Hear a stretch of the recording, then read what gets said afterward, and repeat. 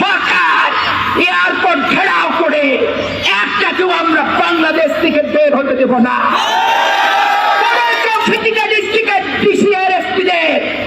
এই জেলার কোন জেলা থেকে আমরা বের হতে দেব না। এই সরকার বিগত দিনের ছাত্র ছিলেন ট্রাইব্যুনাল করতে জেলায় জেলায় ব্যর্থ হয়েছে।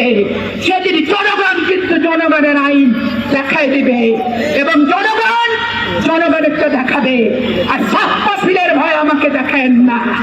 18 সালে কিভাবে মহারাজপুরে ছাত্রশীল প্রতিহত করছি আপনার সাক্ষী, কিভাবে বারোঘড়িয়া প্রতিহত করছি, কিভাবে চট্টগ্রাম ইউনিয়নে প্রতিহত করছি, ওই টিপু সুলতান কলেজে চরবাগডাঙ্গাবাসীর আমার এনামুল ভাইরা সাক্ষী। অতএব আমাদেরকে লঙ্কার রাবণদের ভয়ে আমরা ভয় পাই না। লঙ্কায় আমরা কোনো রাবণ পাঠাই না, লঙ্কায় আমরা সেবক পাঠাই, জনগণের সেবা করার মানুষ পাঠাই, কোন রাবণ পাঠাই না।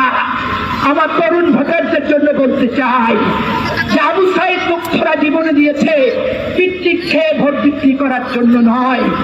আবু সাইদ মুক্তরা জীবন দিয়েছে জামাত ইসলামের 500 ফলের টাকার বিনিময়ে ভোট বিক্রি করার জন্য নয়।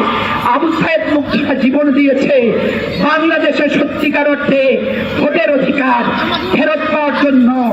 ভোটারের ভোট ভোটার দিবে, যাকে দিবে সেইটাই গুনতি করতে হবে। 18 সালে আওয়ামী লীগ অধ্যুষিত সরকারে যদি 2টা সিট জবাববন্দি পেতে পারি তাহলে এখন এই পরিবেশে ভয়ের কোনো কারণ নাই। মা বোনদেরকে বলতে চাই, ছোট ছোট কোরআন শরীফ নিয়ে বাড়িতে বাড়িতে ছাত্রী সংস্থার মেয়েরা যায় আর আপনাদেরকে বলে, হ্যাঁ বোনজি বুবুজি ভোটটা দিয়েন জি, বাড়ি পাল্লায় দিয়ে জান্নাতুল ফেরদৌস পাবেন জি। 2-4টা বয়ান করে, উজুটা ঠিক মতো করে কিনা পবিত্র হয়ে, পেশাবের পানিটাও ঠিক মতো নিতে পারে কিনা ওইগুলা মহিলার কোনো ধর্মীয় শিক্ষা আছে বলে আমি মনে করি না। ওরা জামাত ইসলামের বেতনভোগী কর্মচারী, আপনি আমি কেউ বেতনভোগী কর্মচারী না। আমরা ভালোবাসা দিয়ে দল করি, আবেগ দিয়ে দল করি, সততা দিয়ে দল করি, নিঃস্বার্থভাবে দল করি, দেশকে ভালোবাসার জন্য আমরা দল করি। লতিফুর রহমান বেতনভোগী, নজরুল ইসলাম বেতনভোগী, নুরুল ইসলাম বেতনভোগী। আর আপনাদের বাড়িতে বাড়িতে তালিম ক্লাসে যারা যায় সবাই কিন্তু বেতন পায়। অতএব পাকড়েরা ওদের পাতানো ফাঁদে পা দিবেন না।